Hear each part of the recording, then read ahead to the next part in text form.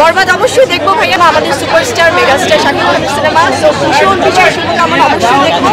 আর দেখছি যে দর্শকরা আসলে কান্না করছে, তারা ঈদের দিনটা লিটারেলি আমি তো আমার পরিবারের জন্য রাখি, কারণ সিনেমা মুক্তি পায় অনেক আনন্দ কাজ করে, তার বাইরেও তো সিনেমার আমরা খবর নেই, কিন্তু এই পরিবারের সময়টার বাইরে যখন সবাই ফোন দিচ্ছিলেন টিম থেকে এবং দর্শকদের প্রতিক্রিয়া জানাচ্ছিলেন, ভীষণ ভালো লেগেছে। এবং সরাসরি আজকে এসে যখন দেখছি যে দর্শকরা আসলে কান্না করছে, তারা আমাদের জন্য যে ইমোশনটা আমরা দেখাতে চেয়েছি তার সাথে তারা মিলেমিশে একাকার হয়েছে এবং বুঝতে পারছে, ভীষণ ভালো লাগছে।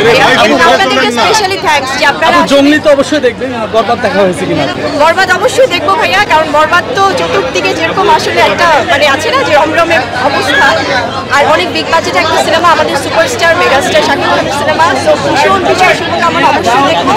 আর তার পাশাপাশি সবগুলো সিনেমার জন্য শুভকামনা, অনেক অনেক শুভেচ্ছা ভালোবাসা। আমরা আসলে একদম আমাদের শো শেষ হওয়ার জাস্ট 10 মিনিটস আগে আমরা গিয়েছি আমাদের এই ভালোবাসা দর্শকদের প্রতিক্রিয়া জানতে।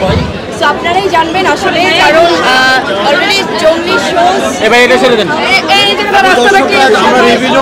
এনজয় করছে সবাই, পারিবারিক সিনেমা, ভালোবাসার সিনেমা, আর আমার মনে হয় রিয়াকশনটা দর্শকদের আপু ঈদের দিন সবাইকে কাটিয়েছেন বলছে, কেমন লাগছে?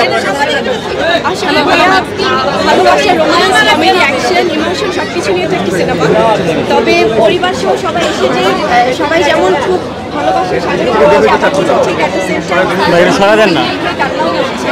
আমার মনে হয় একজন শিল্পী হিসেবে এটা আমার অনেক বড় পাওয়া, কারণ যখন তারা ঠিক তখনই আসলে কাঁদে যখন মানুষ গল্পটার সাথে একদম মিলেমিশে একাকার হয়ে যায়। আমার মনে হয় এটা বড় গিফট এবং হলের মধ্যে রিয়াকশন কেমন পাচ্ছিলেন?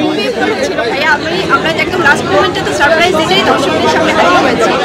সব দর্শকরা যেমন করে কাঁদছিল, সবাই খুব প্রশংসা করছিলেন জঙ্গলি, সো ভীষণ ভালো লেগেছে। আপনারা পাবলিক ওকে আপু, থ্যাংক ইউ সো মাচ।